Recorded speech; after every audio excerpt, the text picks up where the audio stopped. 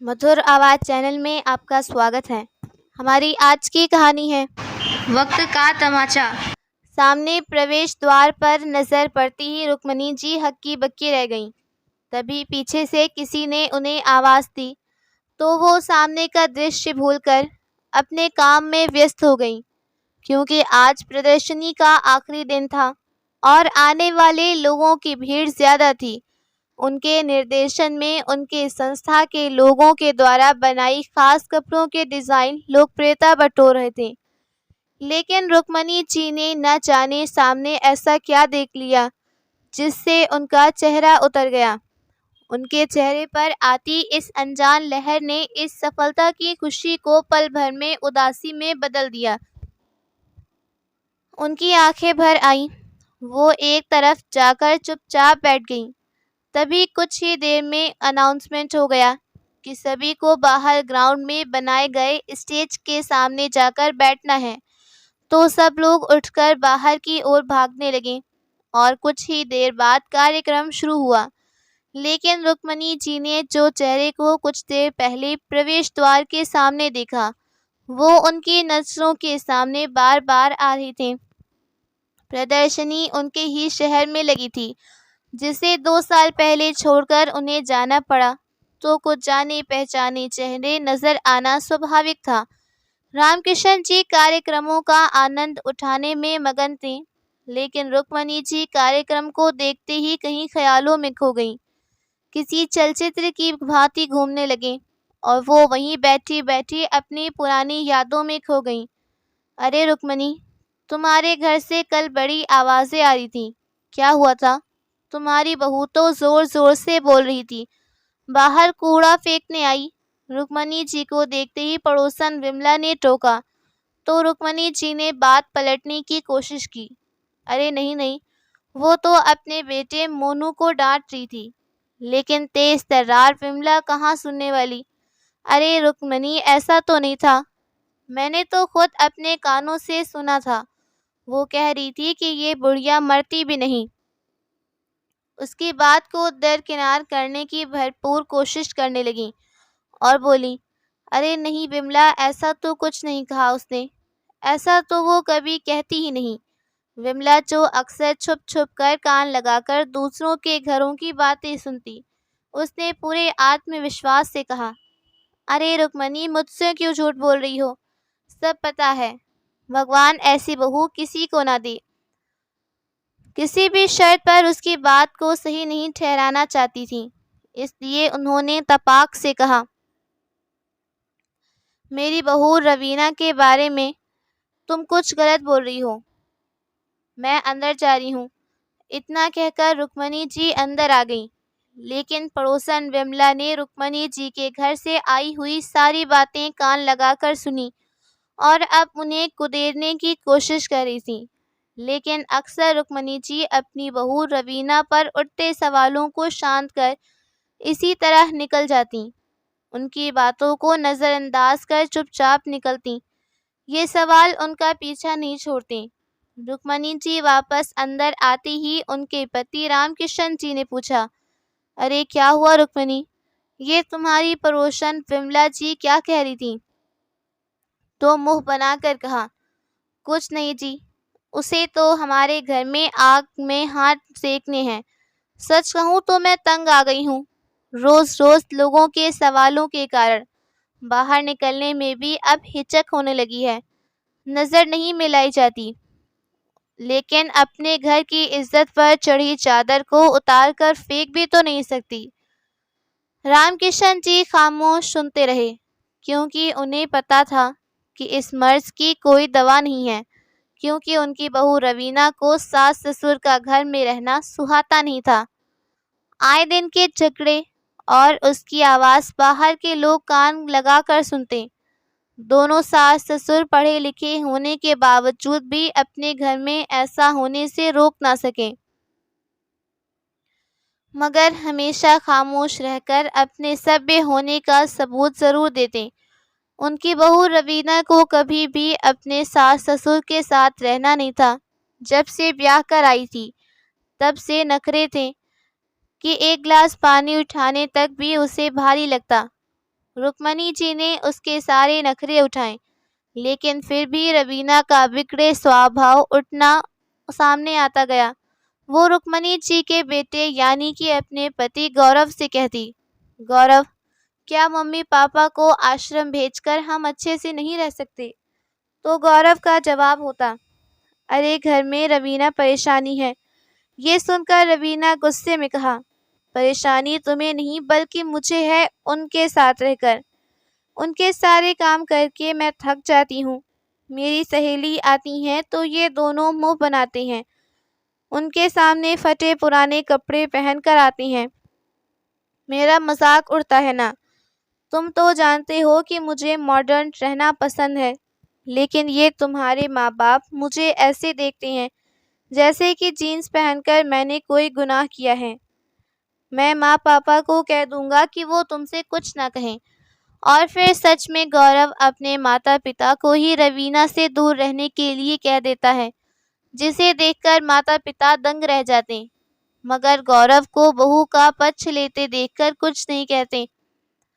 दिन बाद गौरव की नौकरी दूसरे शहर में लगी और वो घर की सारी जिम्मेदारी रवीना पर छोड़ गया। इसलिए रवीना अब आज़ाद थी।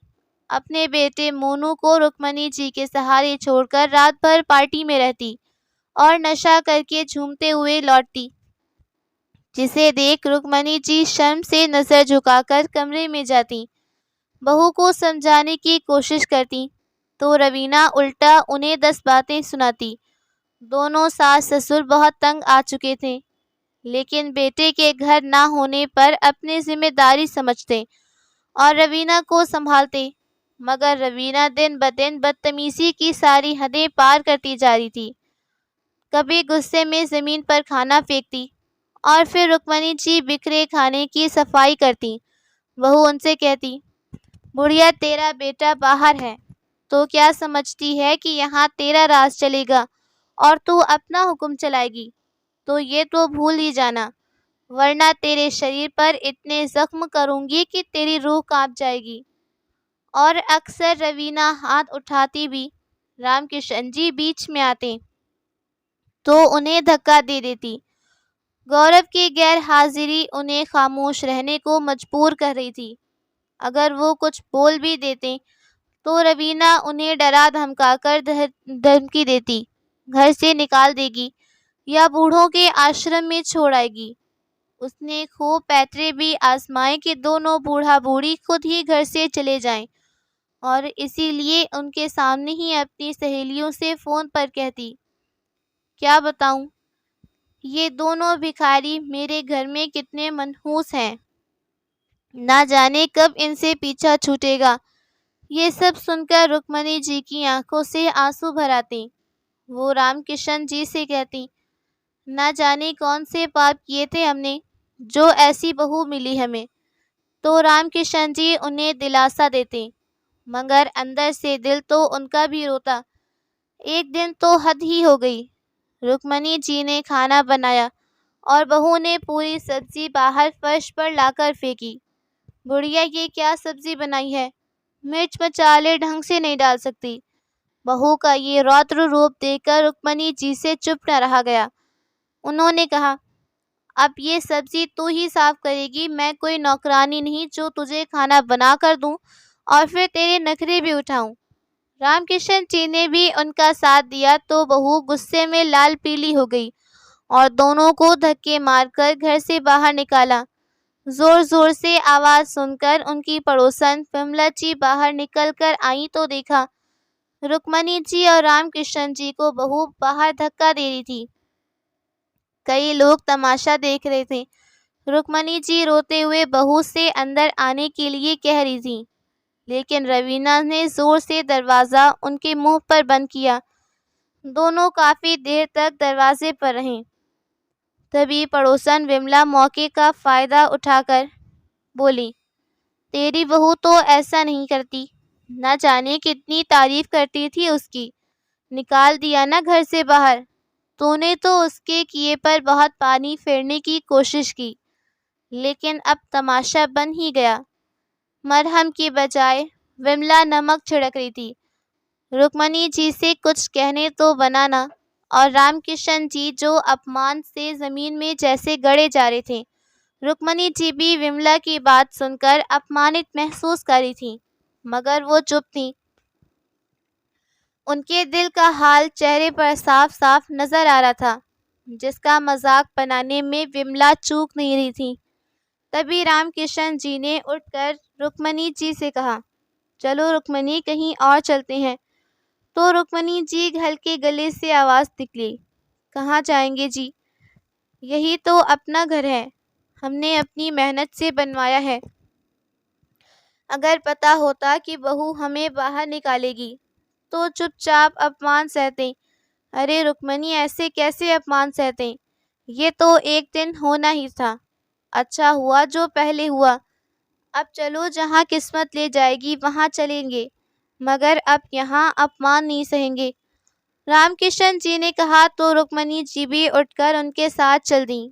तभी पीछे से विमला ने कहा, मैं मदद तो कर देती, पर मेरे घर में बहुत कम जगह है, तो अपना घर समझकर चली आना। रुक्मणी ये शब्द पीछे से उन दोनों के कानों में पड़े तो रामकिशन जी ने कहा, देखा रुक्मणी, इस दुनिया में सब ऐसे ही होते हैं। इसके दिल में जगह तो नहीं, फिर घर में क्या होगी? रामकिशन जी के शब्द सही थे और दुनियादारी की उनको बहुत समझ थी। दोनों भारी कदमों से कंधे पर बैग टांगे न जाने किधर चले जा रहे थे। इस शहर में उनका कोई था नहीं, अपना ही मजाक नहीं बनवाना चाहते, इसलिए दोनों बुजुर्ग दंपति चलते चलते बहुत दूर निकल गए और अब थक हार कर प्यास से परेशान होकर एक बड़े घर के बाहर रुक गए, जहाँ एक बड़े से बड़े घड़े में पानी था। रामकिशन जी को प्यास लगी थी तो उन्होंने जाकर वॉचमैन से पूछा, भाई साहब, इसमें से पानी पी सकते हैं? बहुत तेज प्यास लगी है। हाँ हाँ अंकल जी, ये राहगीर लोगों के लिए है, मैडम रोज रखवाती हैं, आप बेफिक्र होकर पानी पीजिए। तो रामकिशन जी ने झट से गले से पानी निकाल कर पिया तो चेहरे पर कुछ सुकून के भाव देखकर रुक्मणी जी ने कहा, आप ठीक है ना आप? तो रामकिशन जी ने एक लंबी सांस ली और कहा, अब अच्छा लग रहा है, आत्मा ही जैसे तृप्त हुई। तो रुक्मणी जी ने कहा, हाँ, घड़े का पानी पीकर ऐसा ही लगता है। ये जिस भाव से यहाँ रखा है, इसे इन्होंने अपने लिए नहीं, बल्कि जो प्यासे लोग हैं उनके लिए रखा है। सोचो, इस घर में कितनी सकारात्मक ऊर्जा होगी, कितनी दुआएं होंगी। कहते हुए रामकिशन जी भावुक हो गए। रुक्मणी जी भी उनकी बात समझ रही थी। अभी अभी अपने घर से बेघर हुए इन दोनों से अच्छा भला कौन इस घड़े की महत्व को समझ सकता था। दोनों बातें करते हुए घड़े के करीब लगे पेड़ की छांव में सुस्ताने लगे। दोनों पेड़ के तने से सहारा दिए आंखें बंद करके बैठे थे। कभी कभी बीच में बोलकर रामकिशन जी अपना दुख हल्का करते तो रुक्मणी जी उन्हें दिलासा देती, क्योंकि इस समय रोने से कुछ नहीं होने वाला। उन्हें पता था कि अब कुछ करना ही होगा, क्योंकि वो अपना आसरा खो चुके थे। दिन छिपने को आया था और दोनों वहीं बैठे रहे। तभी वॉचमैन ने आकर रामकिशन जी को हिलाकर कहा, अंकल जी, चाय पी लीजिए। तो रामकिशन जी ने चौंक कर कहा, बेटा, तुम चाय कहाँ से ले आए? तो वॉचमैन ने कहा, अंकल जी, कब से आप यहाँ बैठे हैं, अंदर से मैडम ने देख लिया था तो चाय भिजवा दी। ये सुनते ही रामकिशन जी की आंखें भर आईं और वो रुक्मणी जी की तरफ देखने लगे। उन्होंने कांपते हाथों से चाय ली और मैडम को धन्यवाद बोलने को कहा। चाय पीते हुए उन्होंने कहा, रुक्मणी, दुनिया में अच्छे और बुरे दोनों लोग हैं। जिसने हमें चाय भेजी उससे कोई नाता नहीं, और जिससे नाता है उसने हमें घर से निकाला। रुक्मणी जी की भी आंखें भर आईं। कोई बात नहीं जी, हम इसे अपनी किस्मत समझकर स्वीकार कर लेंगे। अभी हाथ सलामत है तो जी लेंगे। बस कुछ रात होने लगी तो पेड़ के नीचे बैठना मुश्किल होने लगा, इसलिए दोनों उठकर वहां से आगे निकल गए। लेकिन उनके जाने के बाद ही अंदर से वही महिला निकली जिसने उनके लिए चाय भिजवाई थी। उसने वॉचमैन से उसके बारे में पूछा तो उसने कहा, मैम वो चले गए। वो महिला उन्हें आसरा देना चाहती थी। वो समझ गई थी कि दोनों परेशान हैं, लेकिन अब देर हो गई। उधर रात होते ही उनकी बहू रवीना ने गौरव को फ़ोन किया और सारी बताते हुए कहा, गौरव मुझे नहीं पता था, लेकिन मैं उनके साथ नहीं रह सकती, इसलिए मैंने उन्हें घर से निकाला। गौरव ने बेशर्मी से कहा, कोई बात नहीं डार्लिंग, घूम फिर कर वापस आएंगे, तुम टेंशन मत लो। तो रवीना ने तुरंत कहा, गौरव मुझे वो वापस इस घर में नहीं चाहिए। अरे नहीं चाहिए तो इस बार सीधे आश्रम भेज देंगे, लेकिन इस तरह टेंशन मत लो। जो ऐसी बातें कह रहा था जिसने माँ बाप का पता लेना भी ज़रूरी नहीं समझा कि ना जाने उसके माँ बाप कहाँ भटक रहे थे। उधर वो दोनों चलते हुए बस अड्डे के पास पहुँचे और ना जाने किस बस में बैठ गए। बस अब दोनों ये शहर छोड़ देना चाहते थे। बस चल पड़ी और दोनों निकल गए अपना शहर और वो घर छोड़कर जिसे उन्होंने बहुत मेहनत से बनवाया था। और आंखों में आंसू भी बह रहे थे, लेकिन रुकने को कोई सहारा नहीं था। दोनों 3 घंटे बाद किसी नए शहर में पहुंचे। उतरते ही सारी रात स्टेशन पर ही बेंच पर गुजारी। सुबह उठकर वहां से बाहर निकले तो वहीं पास में एक ढाबा दिखाई दिया। वो चलकर उसके पास गए। भूखे प्यासे थे, अभी टाइम लगेगा, वर्कर आया नहीं है। रामकिशन जी को जोर से भूख लगी थी, जैसे शरीर में ताकत ही नहीं। रुक्मणी जी से ये सब देखा न गया, इसलिए उन्होंने कहा, भैया इनको जोर से भूख लगी है, अगर आपका वर्कर नहीं आया तो मुझे बता दो, मैं बना दूंगी, पैसे भी दे देंगे। वो आदमी ये बात सुनकर चौंक गया। अम्मा जी, क्या आप सच में बना लोगी? ये सुनकर रुक्मणी जी ने कहा, बेटा गृहस्थी वाली हूँ, कैसे नहीं बना सकती। उस आदमी को रामकिशन जी पर तरस आई। उसने रुक्मणी जी को खाने का सारा सामान निकाल कर दिया। सामान सामने आते ही रुक्मणी जी ने फटाफट खाना बनाकर रामकिशन जी को दिया। वहाँ पर ग्राहक आ गए और खाने का ऑर्डर देने लगे, तो ढाबे का मालिक उसे मना करता उससे पहले ही रुक्मणी जी ने ग्राहक से कहा, आप बैठिए, मैं अभी बनाती हूँ। मालिक हैरान रह गया कि ये माता जी कैसे खाना बना रही हैं।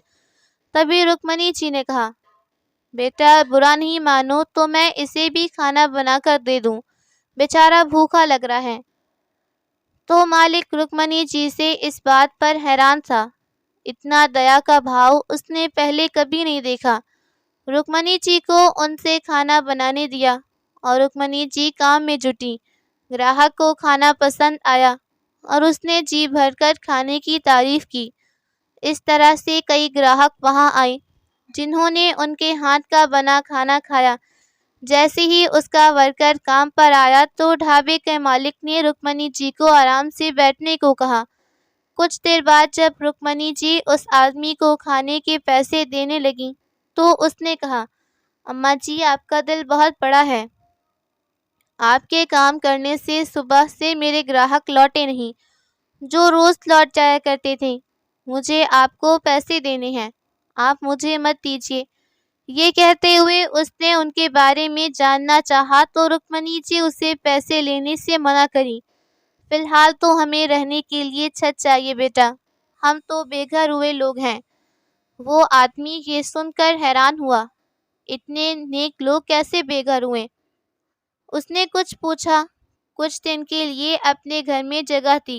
रुक्मणी जी ने कुछ दिन के लिए रहना स्वीकार किया, लेकिन रामकिशन जी ने कहा, रुक्मणी ये नेक दिल है, इसने आश्रय दिया, लेकिन हम इस पर बोझ नहीं बन सकते, हमें अपना इंतजाम करना होगा।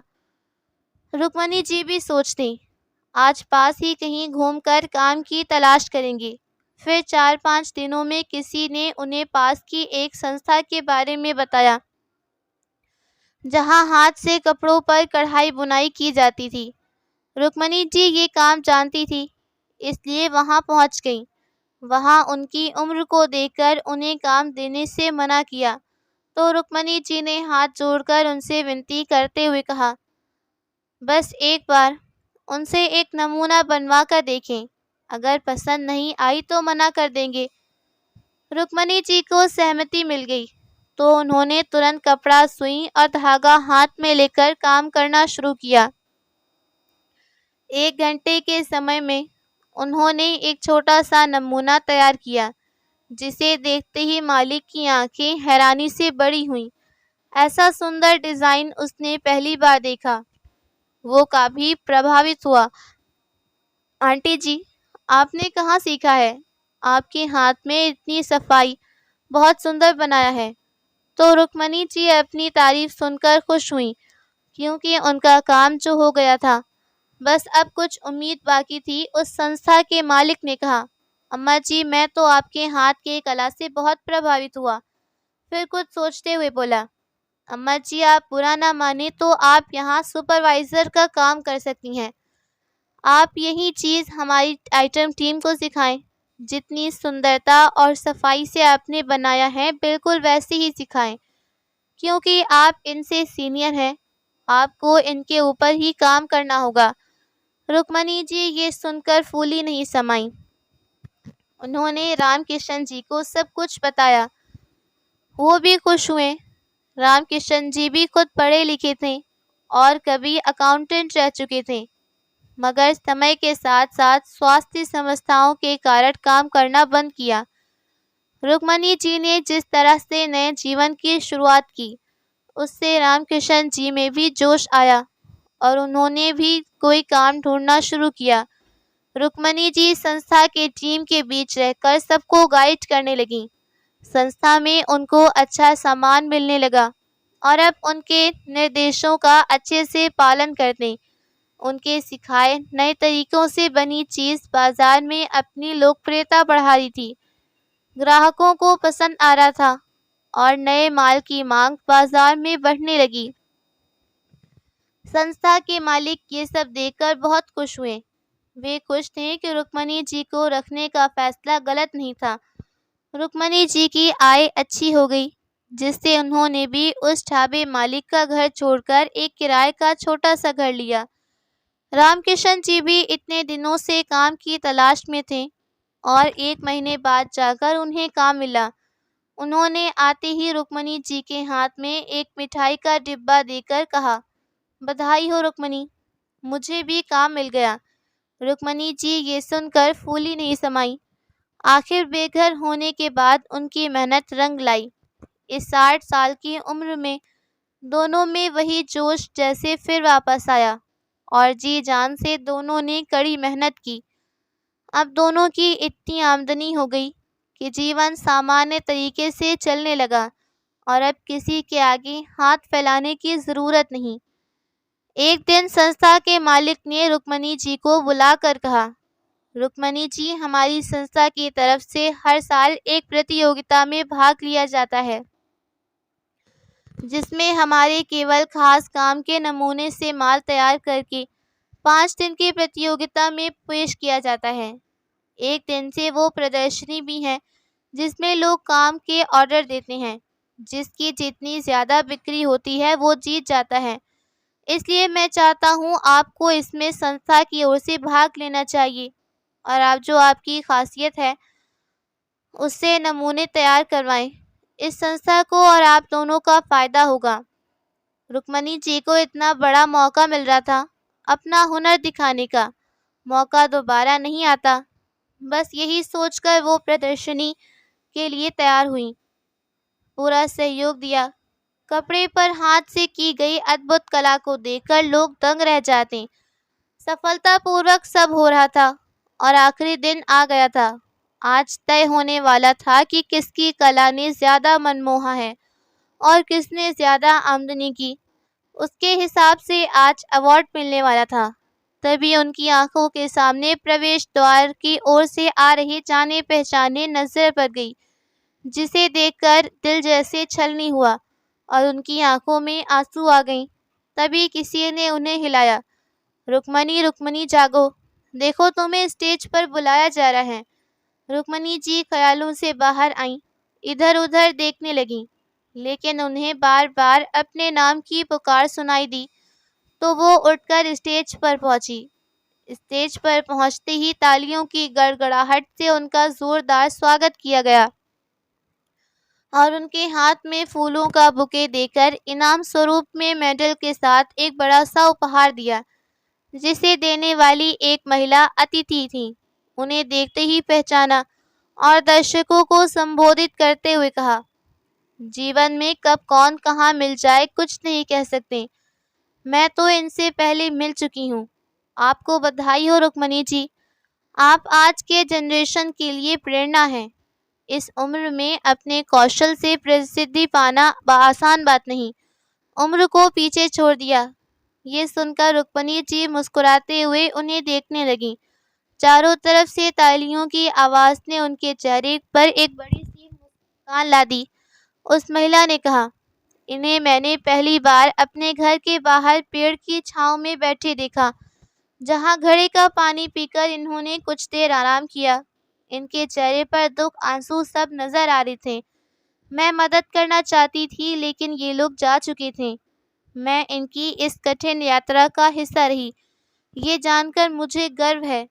तभी रुक्मणी जी को वो दिन झट से याद आया, जब उन्होंने इस महिला के घर के आगे पेड़ के नीचे बैठकर शाम का वक्त आंसू बहाकर बिताया।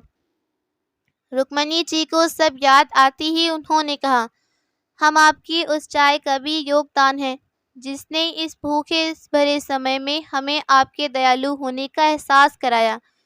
ये सुनकर वो महिला मुस्कुराई और बैठे हुए लोग भी जोर से तालियां बजाने लगे।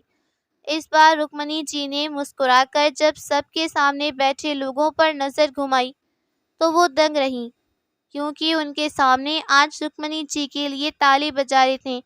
लेकिन इस बार भीड़ में वो दो चेहरे फिर से नजर आए।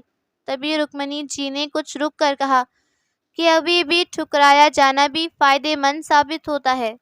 अगर मेरे अपनों ने मुझे ठुकराया नहीं होता, तो मैं आज यहाँ ना होती। मेरे पति का धन्यवाद, जिन्होंने हर मुश्किल में मेरा साथ दिया। हम बुजुर्गों को उम्र होने पर छोड़ दिया जाता है, जैसे उम्र का होना अपने हाथ में होता है। आपसे कर्म उसी उम्र में लौट कर आएं और आप उस समय अकेले पड़ जाएं। वो दो चेहरे कोई और नहीं बल्कि रुक्मणी जी के बेटे बहू गौरव और रवीना थे, जो लगातार उन्हें देख रहे थे और लग रहा था कि कुछ कहना चाहते थे। रुक्मणी जी के ये शब्द उन्हें जैसे तमाचे की तरह पड़े, क्योंकि स्टेज से उतरते ही वे दोनों रुक्मणी जी के पास आए। रुक्मणी जी उन्हें अनदेखा करके आगे की तरफ बढ़ी। तभी पीछे से आवाज आई, माँ, पिताजी। ये सुनकर रामकिशन जी ने पीछे मुड़कर देखा, लेकिन रुक्मणी जी बिना पीछे देखे आगे बढ़ गईं। रामकिशन जी ने बेटे को देखा तो तमतमा गए और वो भी रुक्मणी जी के साथ कदम मिलाकर उनके साथ चल दिए। दोनों ही अब कोई बात नहीं करना चाहते। तभी गौरव ने उनके पास आकर कहा, प्लीज़ मुझे ऐसे अनदेखा मत कीजिए, मैंने तो कितना ढूंढा आपको। गौरव की इस बात कर रुक्मणी जी चुप न रही और चीख पड़ी, ये झूठ मेरे सामने मत बोलो। तुमसे अच्छे तो ये पराई हैं, जिनकी सहायता से हम जिंदा तो हैं और कुछ कर पाए। रुक्मणी जी अपनी टीम से सामान पैक करवाने में व्यस्त हुई और गौरव उनके आगे पीछे दाएं बाएं घूमने लगा। जब उन्होंने कुछ नहीं सुना तो उसने रामकिशन जी से कहा, पिताजी आप सुनिए मेरी बात, मैंने सच में बहुत ढूंढा आपको। तो रामकिशन जी का सब्र टूटा। वो जोर से बोले, खबरदार जो एक झूठ बोला। तुम्हारी इस पत्नी ने तुम्हें कुछ नहीं बताया। जब इसके तौर तरीके तुमने घर में देखे, तब भी तुम कुछ नहीं कहते। इसने तो तुम्हारे सामने ही न जाने हमें कितनी बार अपमानित किया। तुमने सोचा होगा चलो अच्छा हुआ, खर्च कम हुआ, आज़ादी मिल गई, जैसे कि तुम्हारी पत्नी कहती थी। रामकिशन जी पूरी तरह फूट पड़े थे। आज 2 साल बाद अपना गुस्सा बाहर निकालने का मौका मिला। अपनी औलाद थी, लेकिन जिन्होंने कदर नहीं की, उन्हें सबक सिखाना ज़रूरी था। तभी गौरव ने हाथ जोड़कर कहा, पिताजी, मैं जानता हूँ मेरी गलती है, लेकिन उस दिन मैं होता तो रवीना ऐसा नहीं कर पाती। रुक्मणी जी ने कहा, झूठ बोल रहे हो तुम। तुम्हें हमारा फ़ोन करके पता कर सकते थे। हमने तुम्हारे फ़ोन का कितना इंतज़ार किया। दूसरे शहर जाकर नंबर नहीं बदले, क्योंकि उम्मीद थी कि किसी दिन बेटा हमें याद करेगा। अफसोस, बेटा तो बहू से भी गया गुजरा निकला। अब गौरव शर्म से नज़र झुकाए खड़ा था। रवीना बार बार उसका चेहरा देखती। हमारे पास तुम जैसे स्वार्थी औलाद को डूबकर मर जाना चाहिए। ये सुनकर रवीना कदमों में गिरी। पिताजी, प्लीज़ माफ़ कर दीजिए। मुझे इसका फल मिल गया। मैंने बहुत गलत किया आपके साथ। तभी मेरी भाभी ने मेरी माँ को बेघर करके वृद्ध आश्रम भेजा। मेरी करनी का फल मेरी माँ भुगत रही हैं। प्लीज़ पिताजी, माफ़ कर दीजिए। भूल हो गई। सच में मैं गलती मानती हूँ। गौरव पैर छूकर माफ़ी मांगने लगा, लेकिन रामकिशन जी और रुक्मणी जी वो दिन कभी नहीं भूल सकते, जिस दिन बहू रवीना के कारण पड़ोसियों तक ने उनके हालात का मजाक बनाया। अब रुक्मणी जी जिम्मेदारियां यहाँ से खत्म हुई और अब उन्हें अपने शहर लौटना था, जिसके लिए संस्था के मालिक उन्हें ले जाने के लिए आ चुके थे। जैसे ही वे लोग आए तो वे बहुत खुश हुए। उन्होंने रुक्मणी जी को बधाई दी। तभी जाते हुए रुक्मणी जी को गौरव ने पीछे से रोक कर कहा, माँ प्लीज़ माफ़ कीजिए, बहुत बड़ी गलती हुई, प्लीज़ घर आइए। संस्था के मालिक ने आगे बढ़कर कहा, मुझे बीच में बोलने का हक नहीं, लेकिन तुम्हारे माँ बाप बहुत नेक दिल इंसान हैं। तुमने तो अपने भगवान को खोया। ये इतने खुददार हैं कि उन्होंने एक दिन का खाना भी मुफ्त में नहीं खाया, काम किया और मेहनत की, सबकी मदद करने आए। इसलिए माफ़ी मांगकर इनसे इनका आत्मसम्मान मत छीनिए। मालिक की ये बात सुनकर गौरव हक्का बक्का रहा। रामकिशन जी रुक्मणी जी को लेकर कार में बैठे और गौरव अपनी पत्नी रवीना के साथ खड़ा देखता रहा। ये दोस्तों आपको कैसी लगी? लाइक कमेंट करके ज़रूर बताएं।